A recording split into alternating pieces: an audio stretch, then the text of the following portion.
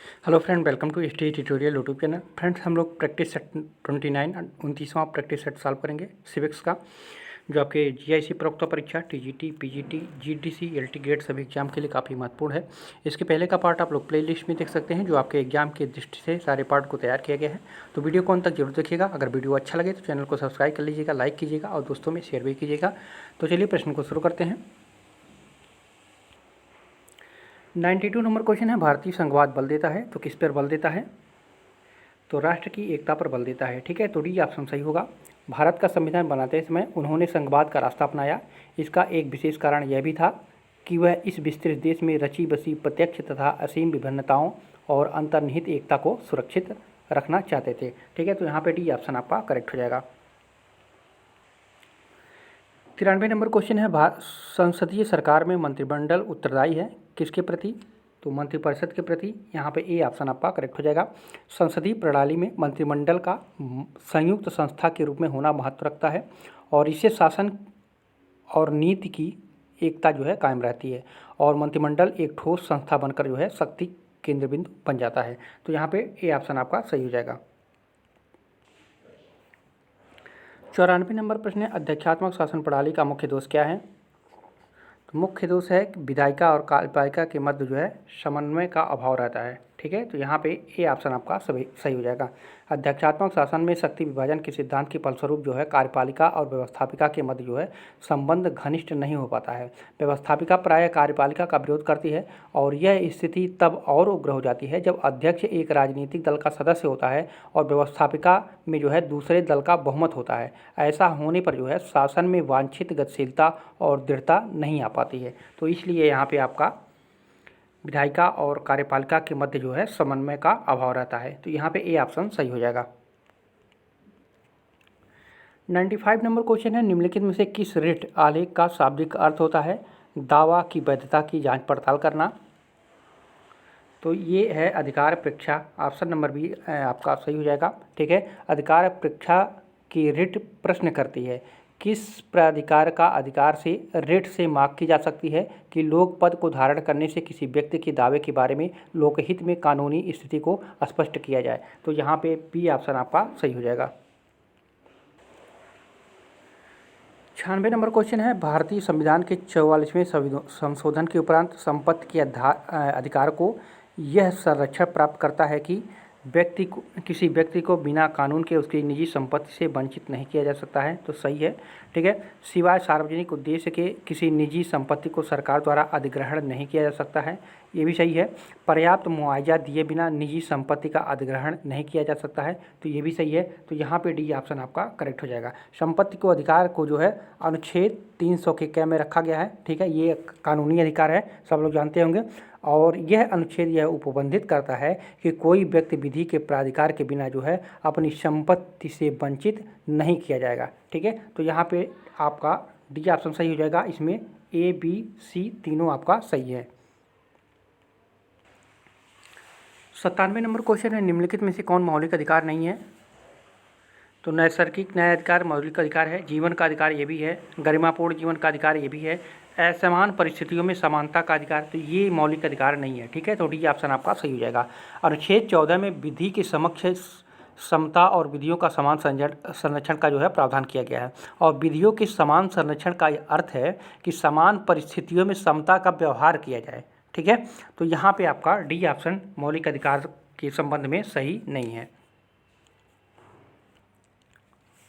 98 number question है, पर्यावरण और वनों के संरक्षण हेतु भारतीय संविधान के किस भाग में प्रावधान पाए जाते हैं?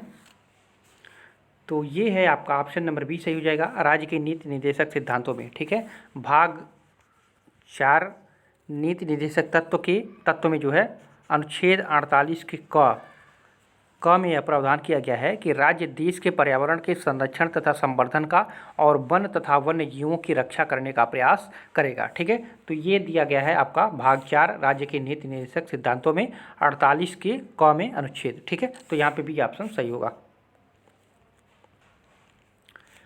99 नंबर क्वेश्चन है, अनुच्छेद 249 निम्न में से किसकी शक्तियों से संबंधित है? तो ये संबंधित है आपका राज्यसभा से। ठीक है, बी ऑप्शन सही होगा। 249 अनुच्छेद जो है द्वारा राज्यसभा को यह अधिकार दिया गया है कि राज्य सूची के किसी विषय को राष्ट्रीय हित में घोषित कर दे, जिससे संसद उस पर जो है कानून बना सकती है। तो यहाँ पे बी ऑप्शन आपका करेक्ट हो जाएगा। 100 नंबर क्वेश्चन है, निम्नलिखित में से कौन सा विषय भारतीय राष्ट्रपति के अध्यादेश जारी करने की शक्ति के अंतर्गत नहीं आता है? तो संविधान का संशोधन, ठीक है, ये जो है राष्ट्रपति के अध्यादेश जारी करने की शक्ति के अंतर्गत नहीं आता है, ठीक है। अनुच्छेद 123 के आर्टिकल 3 के अनुसार जो है राष्ट्रपति द्वारा जारी अध्यादेश कोई ऐसा उपबंध करता है जिसे अधिनियमित करने के लिए जो है संसद इस संविधान के अधीन समक्ष नहीं है तो वह जो है वहाँ तक अध्यादेश शून्य होगा, जो कि संविधान संशोधन के कुछ उपबंधों को संसद आधे राज्यों के अनुसमर्थन के बिना पारित नहीं कर सकती है। इसलिए संविधान संशोधन भारत के राष्ट्रपति की अध्यादेश के शक्ति के अंतर्गत नहीं आता है। और अनुच्छेद 123 द्वारा जो है जारी अध्यादेश संसद की विधायी शक्ति का लागू होता है, जबकि जो है संविधान संशोधन के अनुच्छेद 368 के तहत जो है संविधायी शक्ति का प्रयोग किया जाता है। तो ये आपका डी ऑप्शन इसमें आपका सही हो जाएगा। 101 नंबर क्वेश्चन है, भारत के नियंत्रक एवं महालेखक परीक्षक की नियुक्ति की जाती है तो किसके द्वारा? तो राष्ट्रपति के द्वारा किया जाता है, ठीक है। अनुच्छेद 148 के सब आर्टिकल 1 के अनुसार जो है राष्ट्रपति भारत के नियंत्रक और महालेखा परीक्षक की नियुक्ति करता है। तो ये ऑप्शन सही है। 102 नंबर प्रश्न है, भारत के सर्वोच्च न्यायालय के निम्नलिखित में से कौन से कार्य हैं? तो नागरिक के मौलिक कर्तव्यों की रक्षा करना सही है। न्यायिक पुनरावलोकन या पुनरीक्षण कार्य करना, ये भी सही है। दंडित कैदियों को क्षमादान करना, तो ये गलत है, क्षमादान राष्ट्रपति करता है, ठीक है। राज्यों प्रांतों के बीच तथा राज्यों और केंद्र के बीच उत्पन्न विवादों का निर्णय करना, तो ये भी सही हो जाएगा। तो सी ऑप्शन सही हो जाएगा। 1, 2, 4 इसमें से आपका सही है सर्वोच्च न्यायालय के संबंध में, ठीक है। और ये दंडित कैदियों को क्षमादान जो संबंधित है, तो दंडित कैदियों को क्षमादान करने का कार्य राष्ट्रपति और राज्यपाल करते हैं। अनुच्छेद 32 के तहत जो है नागरिकों के मौलिक अधिकारों की रक्षा, अनुच्छेद 32 एवं 137 के अधीन न्यायिक पुनर्निरीक्षण और अनुच्छेद 131 के तहत जो है केंद्र और एवं राज्यों के बीच विवादों का निपटारा करने का कार्य सर्वोच्च न्यायालय करता है। तो यहाँ पर आपका सी ऑप्शन करेक्ट हो जाएगा। 103 नंबर प्रश्न है, निम्नलिखित में से कौन पंचायती राज से संबंधित है? तो पंचायती राज से कौन सा संबंधित है? तो बलवंत राय मेहता समिति, ये पंचायती राज से संबंधित है, ठीक है। और इन्होंने जो है त्रिस्तरीय पंचायत लागू किया था, ये आप लोग जानते होंगे, त्रिस्तरीय है, ठीक है। तो यहाँ पे एक ट्रिक जान लीजिए, बलवंत राय मेहता, ठीक है। देखिए 3 नाम है, तो ये त्रिस्तरीय, और अगर अशोक मेहता का था तो उन्होंने द्विस्तरीय पंचायती व्यवस्था को लागू किया था, ठीक है। तो यहाँ पे सी ऑप्शन आपका करेक्ट हो जाएगा। 104 नंबर प्रश्न है, निम्नलिखित अमेरिकी राष्ट्रपतियों में से किसने सर्वोच्च न्यायालय को कांग्रेस का तृतीय सदन कहा था? तो ये फ्रैंकलिन डी रूजवेल्ट ने कहा था, ठीक है। डी ऑप्शन सही होगा। जब सर्वोच्च न्यायालय ने राष्ट्रपति रूजवेल्ट के नवनिर्माण आर्थिक नीति को रद्द कर दिया तो राष्ट्रपति ने कांग्रेस को अपने संदेश में कहा था, इस बात का महत्व नहीं है कि कांग्रेस ने कानून का निर्माण किया है, कार्यपालिका ने उस पर हस्ताक्षर किए हैं और प्रशासकीय तंत्र उसे क्रियान्वित करने की प्रतीक्षा कर रहा है।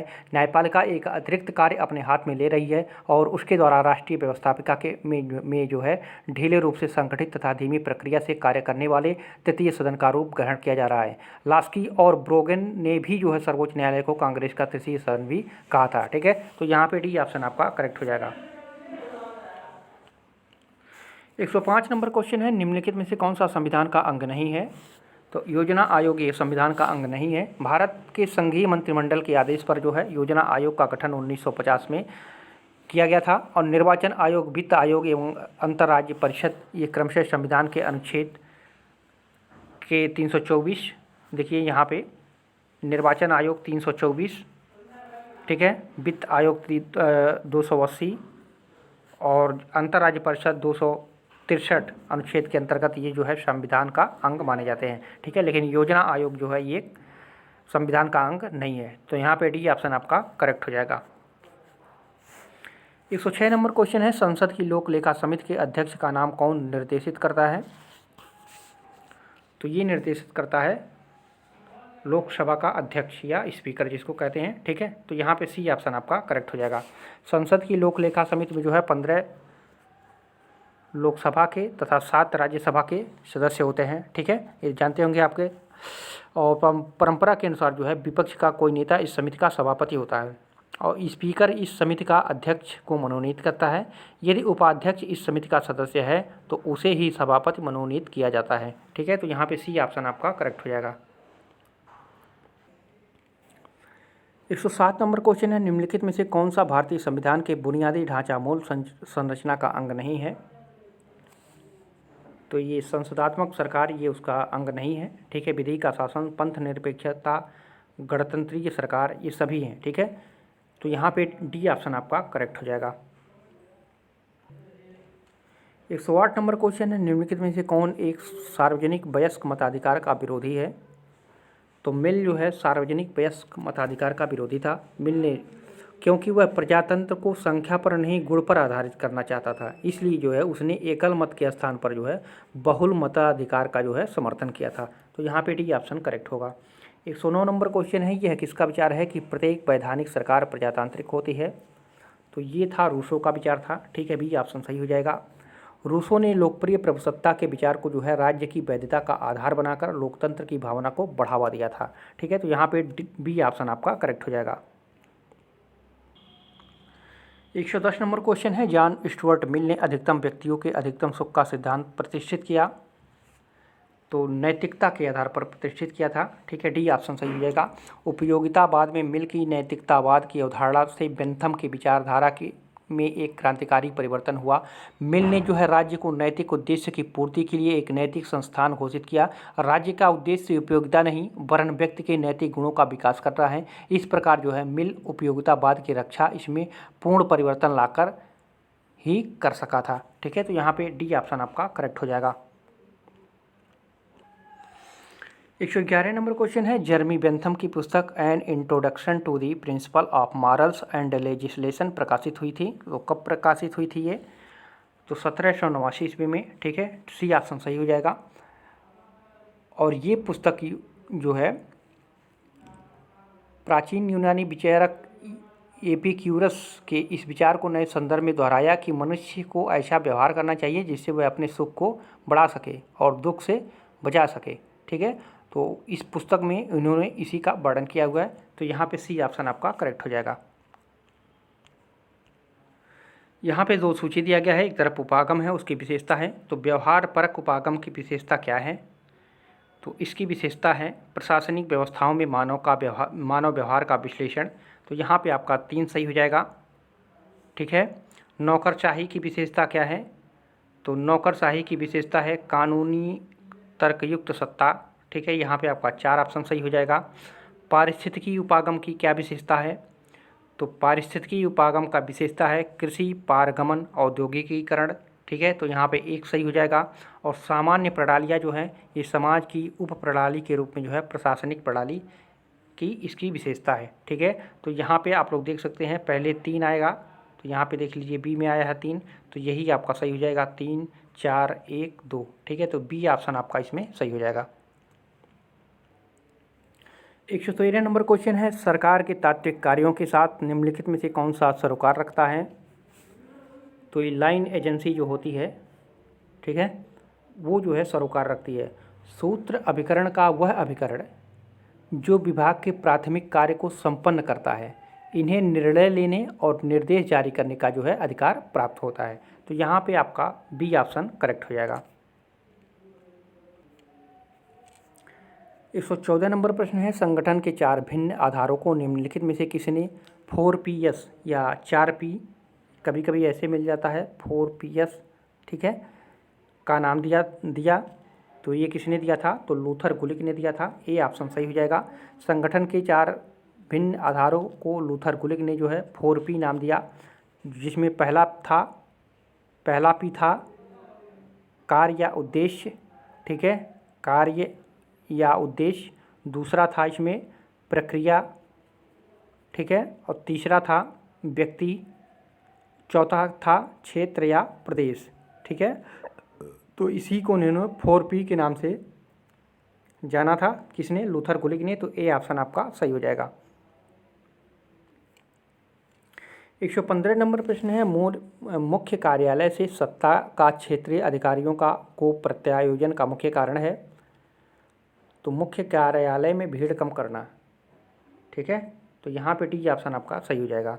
एक अधिकरण को अपनी शक्ति का किस मात्रा तक केंद्रीकरण करना चाहिए तथा किस मात्रा तक जो है विकेंद्रीकरण करना चाहिए, यह बात कई तत्वों पर निर्भर करता है, जैसे उत्तरदायित्व का तत्व, प्रशासनिक तत्व, कार्यात्मक तत्व, बाह्य तत्व।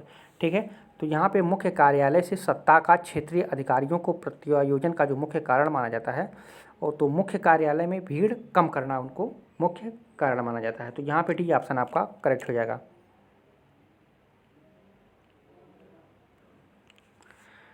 116 नंबर क्वेश्चन है, भारतीय पुलिस सेवा के लिए काडर नियंत्रण करने वाली सत्ता निम्नलिखित में से कौन सी है? तो गृह कार्यकलाप मंत्रालय। ठीक है, गृह कार्यकलाप मंत्रालय जो होता है ये भारतीय पुलिस सेवा के लिए काडर नियंत्रण करने वाली सत्ता गृह कार्यकलाप मंत्रालय कहलाता है। ठीक है, तो यहाँ पे बी ऑप्शन आपका सही हो जाएगा। 117 नंबर क्वेश्चन है, लोक सेवा के लिए निवास स्थान योग्यता सर्वप्रथम इसने निर्धारित की थी। तो किसने निर्धारित की थी? तो United state of America, USA. ठीक है, अमेरिका में जो है औपचारिक शिक्षा को लोक सेवा के लिए अनिवार्य नहीं रखा जाता है, इसलिए जो है वहाँ लोक सेवा में अनुभव का बहुत महत्व है, और लोक सेवा से बाहर रहकर जो व्यवहारिक अनुभव होता है उसके आधार पर ही भर्ती की जाती है। ठीक है, तो यहाँ पे ए ऑप्शन आपका करेक्ट हो जाएगा। 118 नंबर प्रश्न है, पदोन्नति का सामान्य तौर पर अर्थ है पद में बदलाव, कर्तव्यों में बदलाव, पदवी में बदलाव, वेतन में बदलाव। ठीक है, तो यहाँ पे चारों आपका सही हो जाएगा। ठीक है, पदोन्नति में सामान्य तौर पर अर्थ है पदों में बदलाव, कर्तव्यों में बदलाव, पदवी में बदलाव, वेतन में बदलाव। ठीक है, तो यहाँ पे डी ऑप्शन आपका करेक्ट होगा। 119 नंबर प्रश्न है, बजट के एक शीर्षक से धन को उसी विभाग के दूसरे शीर्षक जहां धन व्यय करने की ज़रूरत है में हस्तांतरित करने की प्रक्रिया क्या कहलाती है? तो ये पुनः विनियोजन कहलाती है। ठीक है, बजट के एक शीर्षक से धन को उसी विभाग के दूसरे शीर्षक जहां धन व्यय करने की ज़रूरत है में हस्तांतरित करने की जो प्रक्रिया कहलाती है उसको जो है पुनः विनियोजन कहते हैं। ठीक है, तो यहाँ पे सी ऑप्शन सही हो जाएगा। 120 नंबर क्वेश्चन है, निम्नलिखित में से किसने नौकरशाही को संगठन का नाम दिया और अपनी गलतियों से सीखकर अपने व्यवहार को ठीक नहीं कर सकता है? तो यहाँ पे आपका सही उत्तर हो जाएगा एम क्रोजर। ठीक है, माइकल क्रोजर इनका पूरा नाम था। तो माइकल क्रोजर के अनुसार जो है नौकरशाही व्यवहार में धीमापन, प्रक्रिया की जटिलता, रूटीन प्रकृति और प्रशासनिक संगठन के सदस्यों अथवा सेवित व्यक्तियों के लिए जो है कुंठाजनक वातावरण आदि बातें इसमें शामिल की जाती हैं। ठीक है, तो यहाँ पे आपका बी ऑप्शन करेक्ट हो जाएगा। 121 नंबर प्रश्न है, राष्ट्रीय संयुक्त परामर्शदात्री तंत्र परिषद का अध्यक्ष कौन है? तो ये मंत्रिमंडल जो सचिव होता है वही इसका अध्यक्ष होता है। ठीक है, राष्ट्रीय संयुक्त परामर्शदात्री तंत्र परिषद का अध्यक्ष जो है मंत्रिमंडल सचिव होता है। तो यहाँ पे ए ऑप्शन आपका सही हो जाएगा। 122 नंबर प्रश्न है, लोक प्रशासन पर तमाम नियंत्रणों में से वह जो ज़्यादा सतत और स्व सुधारक है यह है, तो वह कौन सा है? तो कार्यपालिका द्वारा जो है ये नियंत्रण होता है। ठीक है, तो यहाँ पे भी ऑप्शन सही हो जाएगा। लोक प्रशासन पर कार्यपालिका का नियंत्रण सभी देशों में किसी न किसी रूप में अवश्य रहता है। उत्तरदायी सरकार में तो प्रशासन पर कार्यपालिका का समुचित नियंत्रण अपेक्षित रहता है, अन्यथा नौकरशाही की राज की कहावत जो है चरितार्थ होने लगती। ठीक है, तो यहाँ पे भी ऑप्शन आपका सही हो जाएगा। 123 नंबर प्रश्न है, मनरेगा निम्नलिखित में से किसके साथ संबंधित नहीं है? तो रोजगार से संबंधित है, गरीबी हटाना संबंधित है, विपदग्रस्त प्रवसन को रोकना संबंधित। डी ऑप्शन यहाँ पे सही हो जाएगा, ये कृषि संबंधी संकट से संबंधित नहीं है। ठीक है, तो यहाँ पे ऑप्शन नंबर डी आपका सही हो जाएगा। 124 नंबर प्रश्न है, विकास प्रशासन की विशेषताएं निम्नलिखित में से कौन सी हैं? तो विकास प्रशासन परिवर्तन उन्मुखीकरण होता है, सेवार्थी अभिमुखीकरण होता है, नागरिक प्रतिभागिता संबंधी अभिमुखीकरण होता है, पारिस्थितिकीय परिप्रेक्ष्य में होता है। ठीक है, तो यहाँ पे डी ऑप्शन सही हो जाएगा चारों। ठीक है, विकास प्रशासन की विशेषताएं और भी होती हैं, जैसे ये चार तो हो ही गए, इसके अलावा है प्रगतिशीलता, प्रभावी एकीकरण, नियोजन, नवाचार। ठीक है, तो ये सभी जो है इसकी विकास प्रशासन की विशेषताएं में आ जाती हैं। ठीक है, तो यहाँ पे डी ऑप्शन आपका करेक्ट हो जाएगा।